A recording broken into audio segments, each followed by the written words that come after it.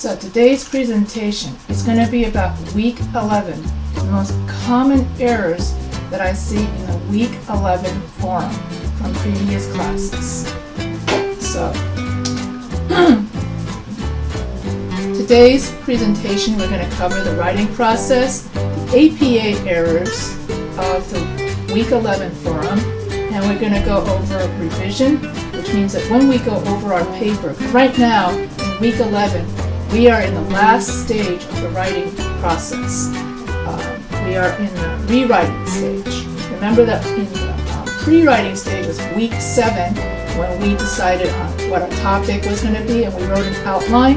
And then in week 8, we wrote our rough draft. And now in week 11, we're posting our rough draft to everybody else. And we're going to do peer review and the rewriting section of the writing process. Remember the 3 stages are pre-writing, writing, rewriting. So in week 11, we're in the last stage of rewriting. There are 2 stages to the rewriting, stage, in which you have revision and proofreading. And we always revise our paper and look over essay structure first. Then we proofread for grammar errors. So once we make sure that our essay structure is perfect in revision, then we proofread for grammar errors. And so we are in week 11, which is the rewriting stage of the writing process. We are in the process of rewriting our comparison-contrast essay based on teacher feedback and based on feedback from students. There are 2 stages of the rewriting stage: revision, check for essay structure, and proofreading, check for grammar and APA. After we revise our essay and check for essay structure and make sure our essay structure is perfect, then the very last step is to proofread the essay for grammar, punctuation, sentence, and APA formatting errors. So after 11 weeks of this class, how has your writing changed? How do you apply the writing process to your essays? How do you like the class so far? How would you evaluate this class? How can this class be improved? And so after this class is over, you're going to get an evaluation of this class, a survey of this in which you evaluate whether you like the class or not. This survey will come in your email. It's not going to be sent out by me. It's going to be sent out by the school.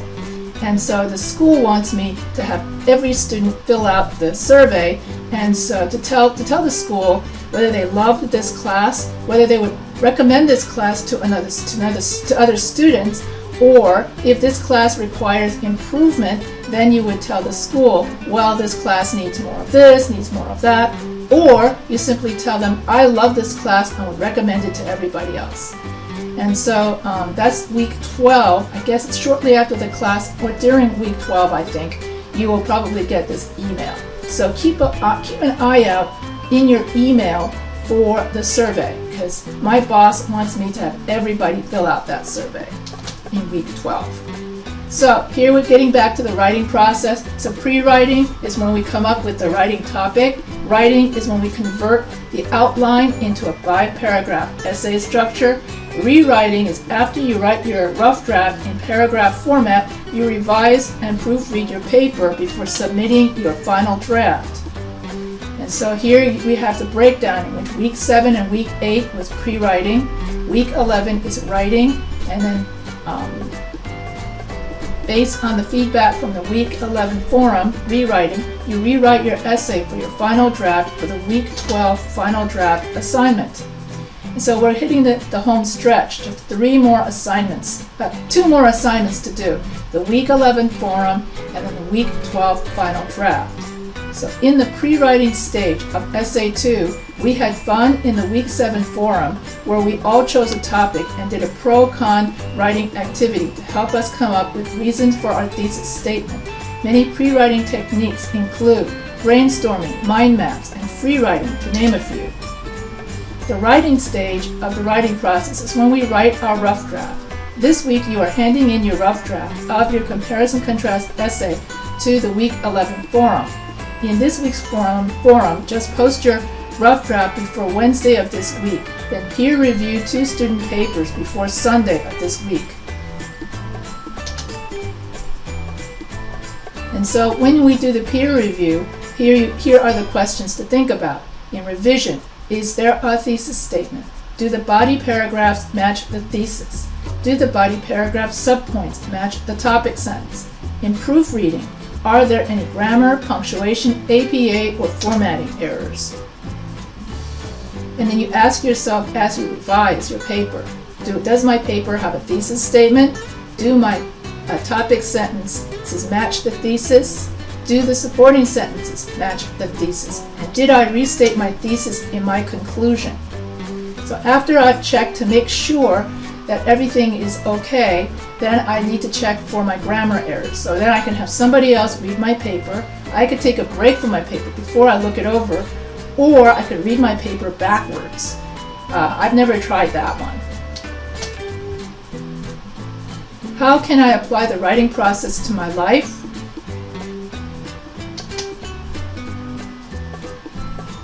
Well, you can use the writing process. The writing process is used when you write anything that you write, from business letters to the science paper. That's how you apply it to your life. Now we're going to go over APA. We're going to go over what is a direct quote, paraphrase quote, pie structure, and reference citation. All of you did very well on the compile section of the assignment for last week's week 10.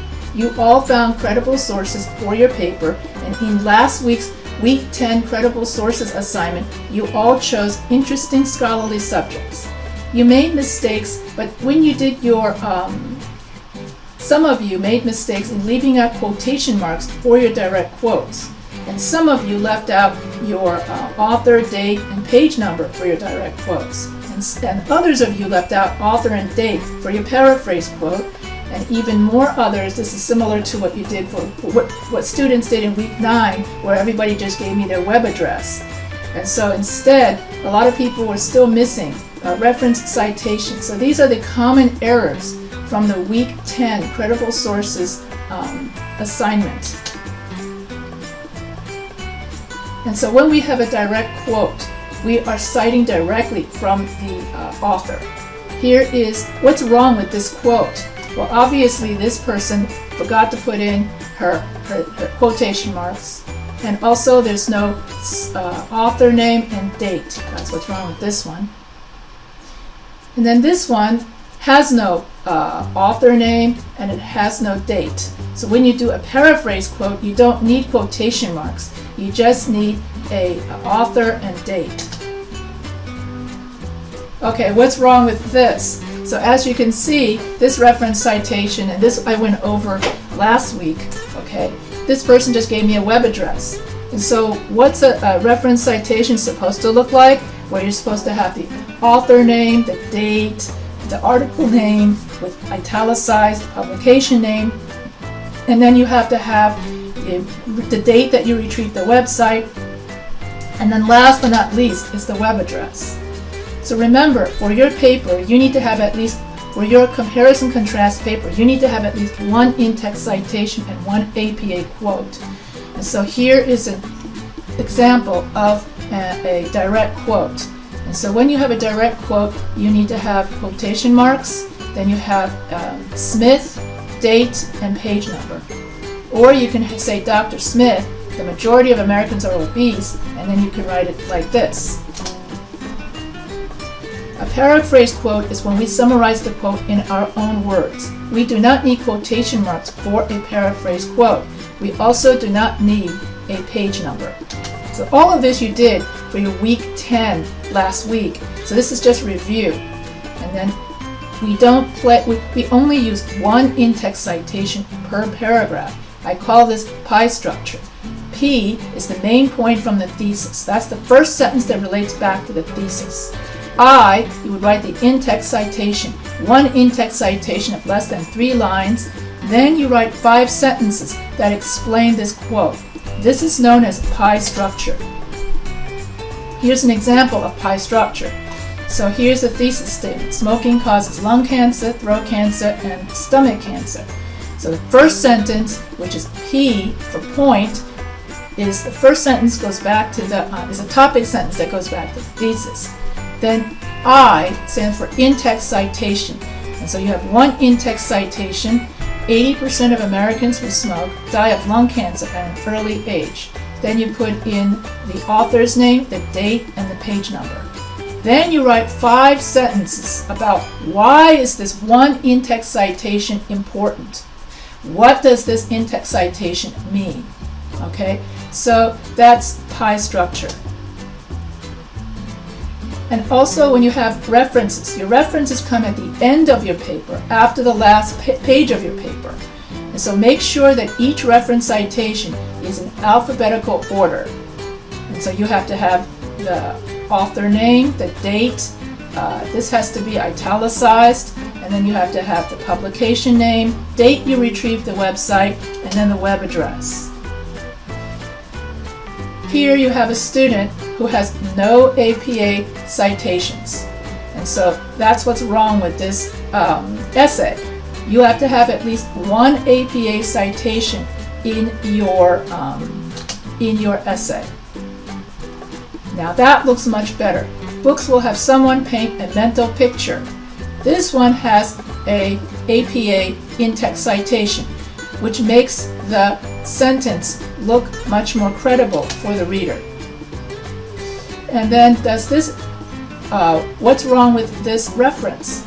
So this one is supposed to put the this guy's name as Baker Daniel, then you say 2019, and then where's the article name? Where is the date that they retrieved it? Okay, so this one is missing parts. So what is APA? APA stands for American Psychological Association. What is the difference between a direct quote and a paraphrase quote? Direct quote is when you cited exactly of what the author says. You need quotation marks and a page number. Paraphrase quote is when you summarize it in your own words, and then you just need the author name and the date. What is the difference between an in-text citation and a reference citation? An in-text citation is inside the body of your paper, and the reference citation occurs at the end of your paper. Pie structure means that you only use one in-text citation at a time in a paragraph. So here are some most common errors in the rough draft for the comparison contrast essay.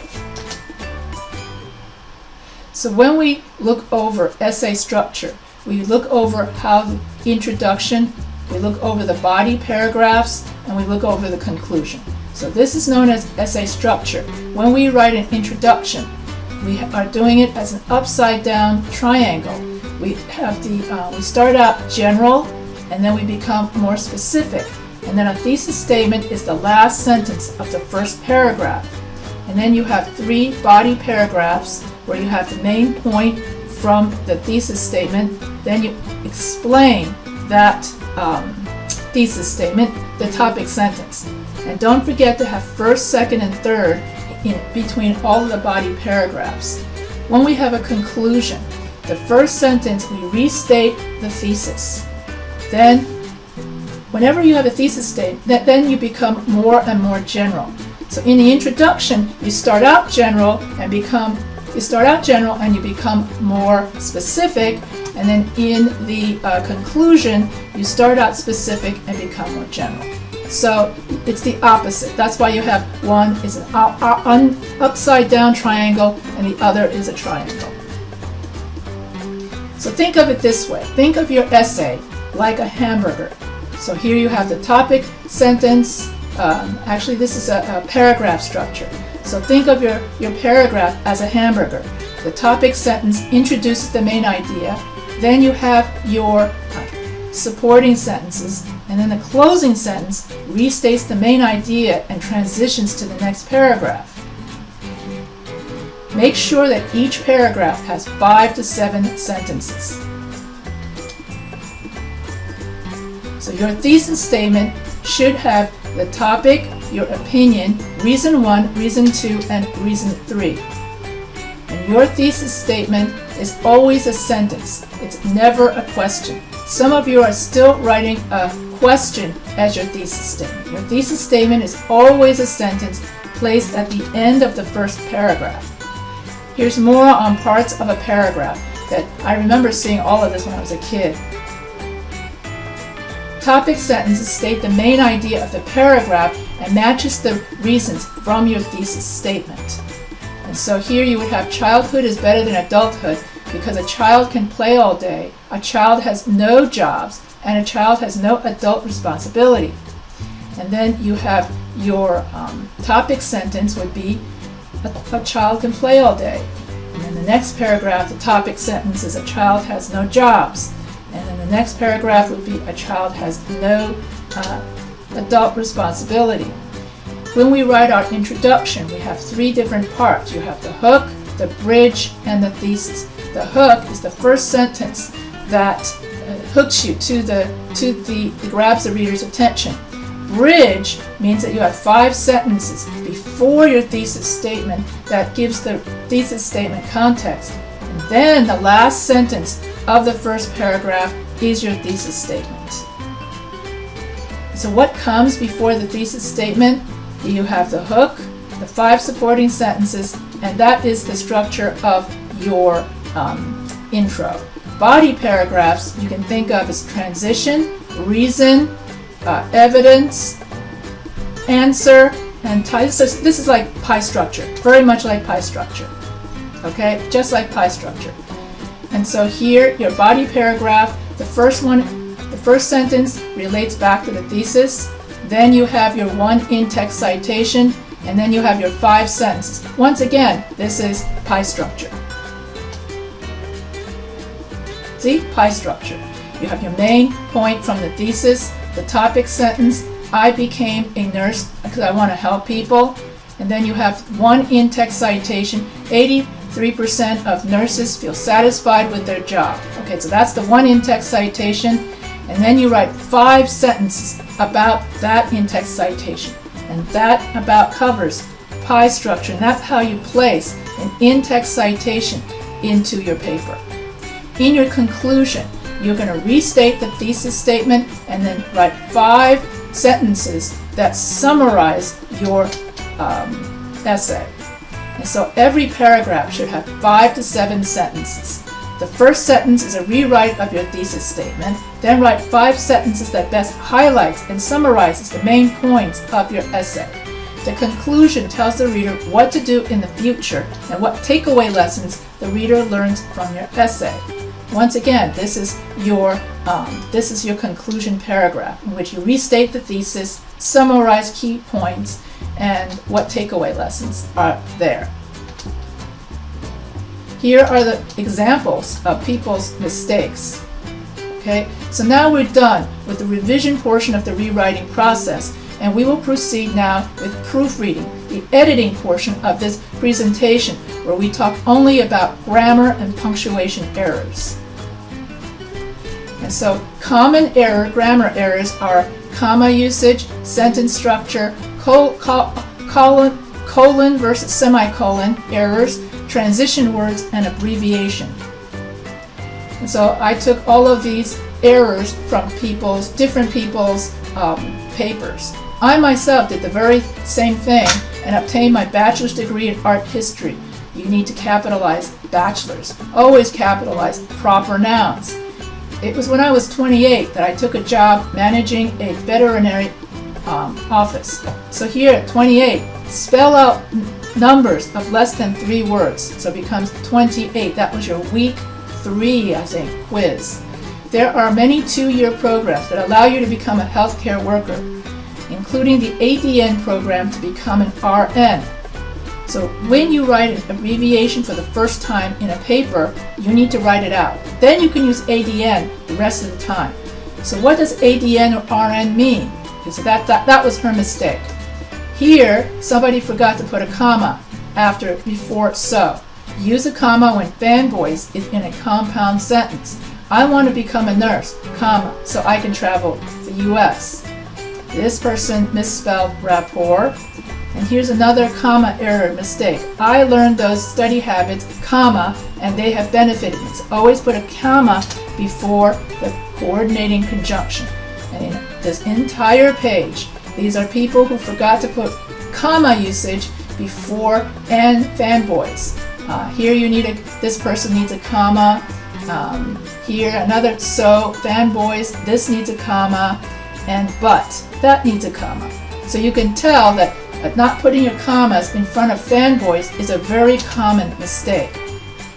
And here you have, I would put on my gloves, they were worried too big, then she meant too big, and more comma mistakes, as in when you have fanboys and you have the coordinating conjunction, you need to put the comma.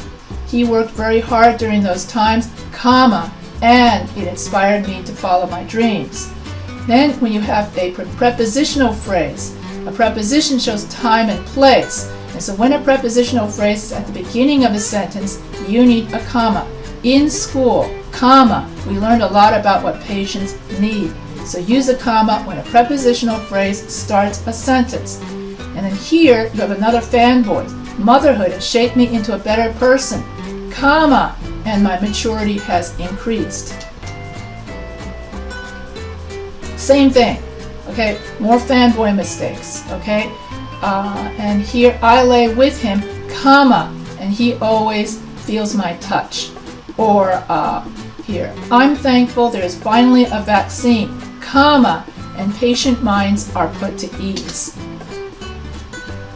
Here, if you're going to have CNA, when you say it the very first time in a paragraph, you need to spell it out. What does CNA stand for? I went to the store. Oh, here, I have gone to the store. Oh, this person wrote, I have went to the store. I believe that was the mistake.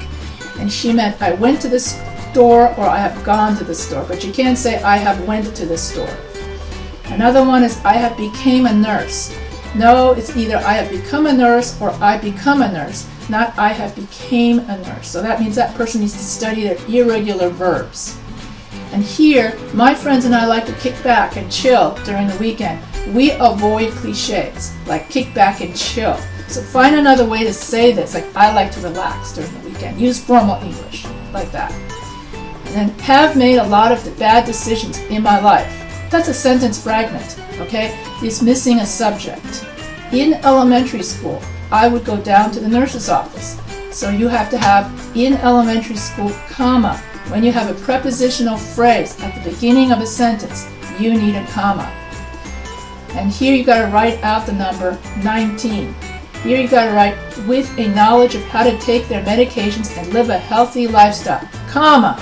So when you have an introductory phrase at the beginning of your paragraph, you need a comma. And here you have a sentence. These are all sentence fragments, okay, as well as a variety of shift hours. What is that supposed to mean? When a married couple communicates. What is that supposed to mean? Ever since I was a young boy. So all of these sentence fragments are all dependent clauses that are missing their independent clauses. So you need to have, when you have a complex sentence, you need an independent clause and a dependent clause together. As a child, comma, I would play all day. So you need a comma after as a child. And you need a comma when I was a child, when the dependent clause is at the beginning of a sentence. You need to have a comma.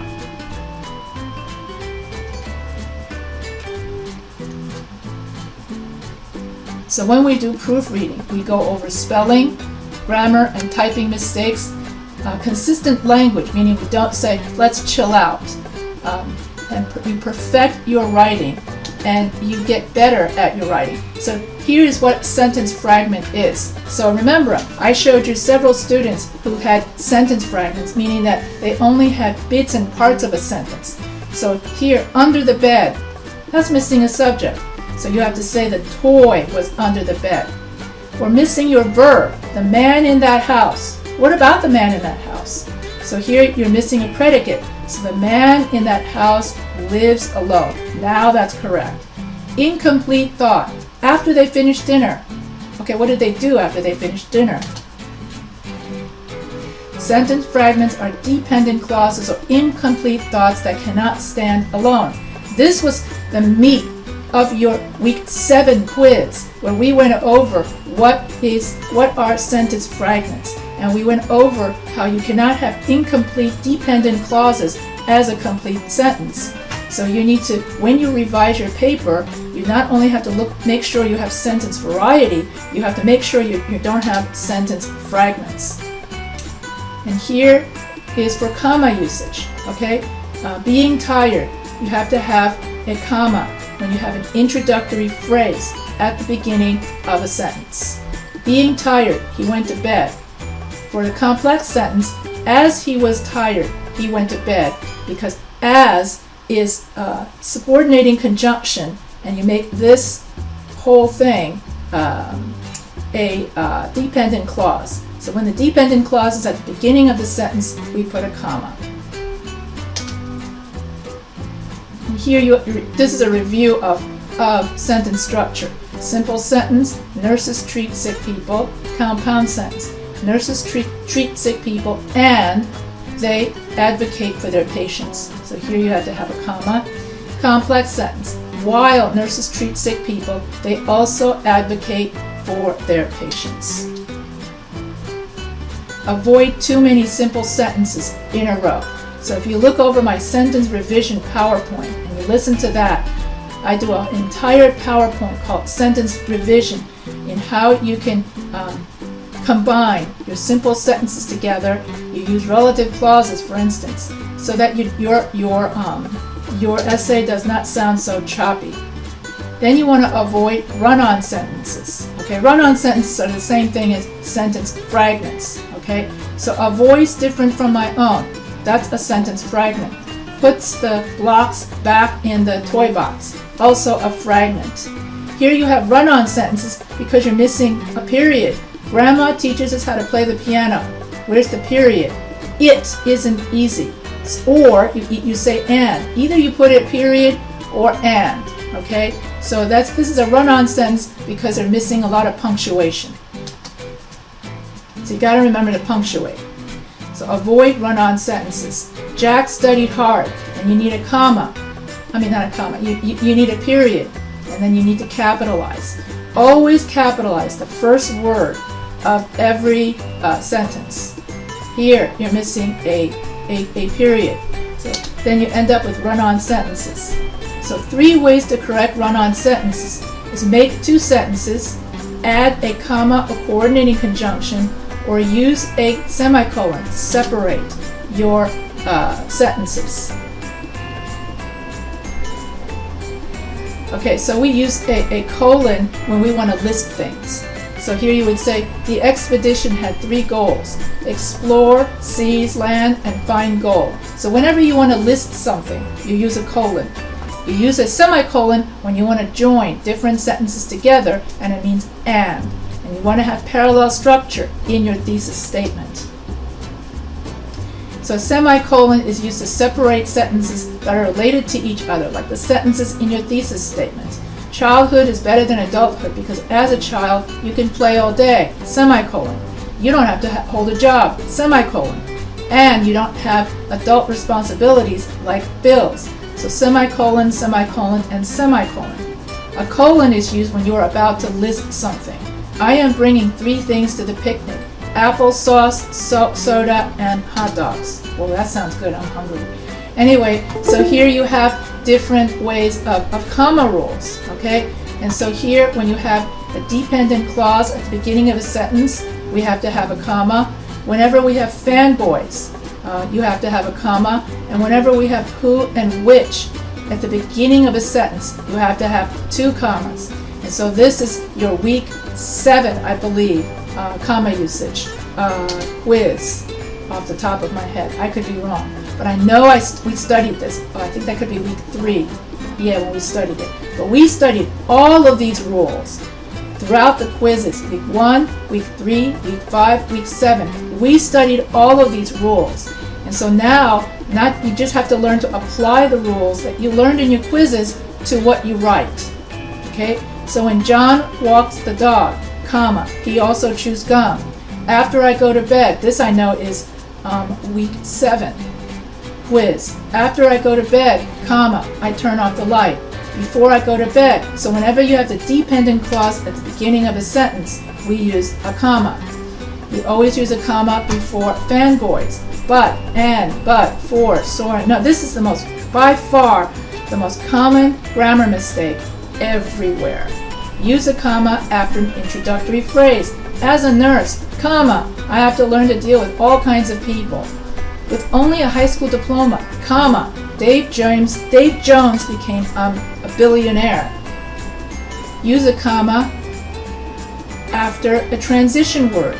Therefore, he gets good grades. Usually, Peter takes out the garbage. In addition, comma.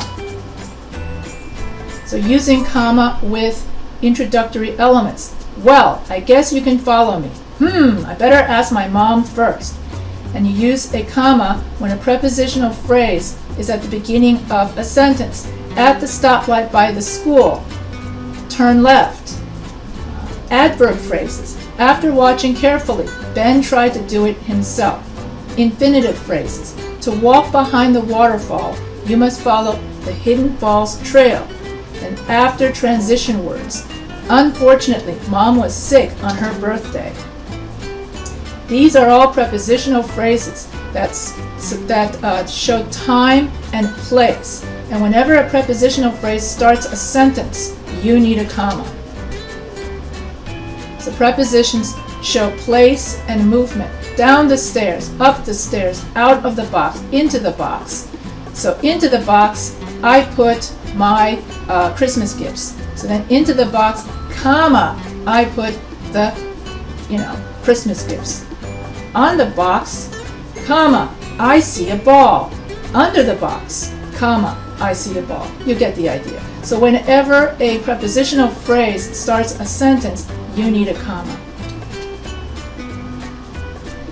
So a preposition shows time and place. But if the prepositional phrase is at the beginning of the sentence, you need a comma. But if the prepositional phrase is at the end of the sentence, you don't need a comma. Notice, at the store, comma, I bought a dozen eggs.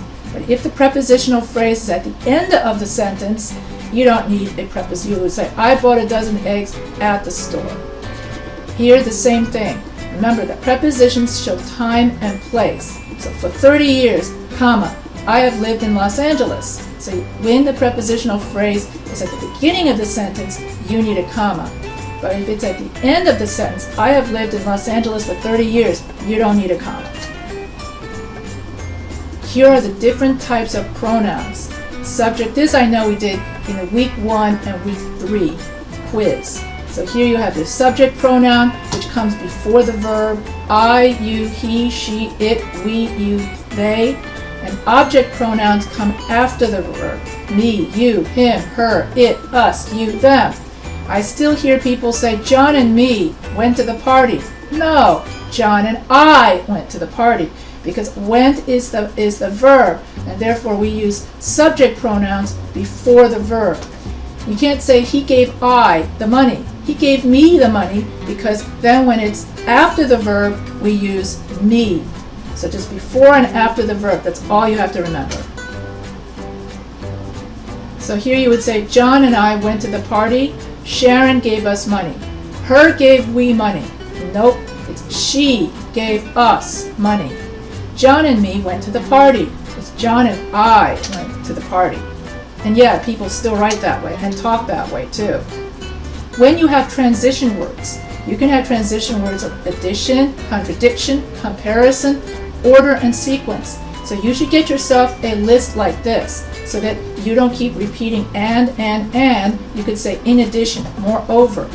You don't keep saying but all the time. You could say however, on the contrary, conversely, unlike. And so use these words instead of repeating the same fanboys all the time. So instead of using all the time, use a transition word of addition. Instead of using but all the time, use a transition word of opposition. You can use relative pronouns to put your sentences together. Who is used with people, which is used with animals, objects, or ideas, whose is used in possession. That is used with people, animals, or objects. And what is the difference between which and that? They seem to look the same. Look at that. Animals, objects, and ideas. Animals animals, people, and objects. And so which and that are very similar. They mean identical. The only difference is which is used if you're going to talk to your boss in formal English. That is conversational English. If you're going to talk to your buddy, then you use that. If you're going to talk to your boss in formal English, you use which. That's the only difference, social register, formality, formal English or informal English. So here you have some examples of John is a hard worker. John goes to bed early. So instead of saying John, John, John, you say John is a hard worker who goes to bed early. I finished watching the movie, which is a long movie. So here you have more examples of, and when you have a descriptive here, okay, you have to have 2 commas, okay? When you have an appositive or an adjective phrase, John, who is a hard worker, so I took out the who and the is, but when you have the relative clause is in the middle, either the beginning of the sentence or the middle of the sentence, you have to have 2 commas, okay? When it's at the end of the sentence, you need 1 comma. So John, a hard worker, so use 2 commas when a relative clause is at the beginning of a sentence. John, comma, a hard worker, comma, does not get much sleep. Titanic, comma, a long movie, comma, was very exciting. Jane, comma, a French person, comma, speaks French and Arabic. John, comma, who is a hard worker, comma, does not get much sleep. So you get the idea. And so here you should be able to answer those questions. And that seems to be the end of this particular, that's the end of this particular discussion, okay? So I'm finished with teaching about the Week 11 most common writing errors in everyone's Week 11 forum. These were the errors that I saw in everyone's Week 11 forum. And so everybody makes the same kind of mistakes. So don't feel bad if I caught you with a mistake. It seems all the students make the same mistake anyway. So if you have any questions, feel free to email me.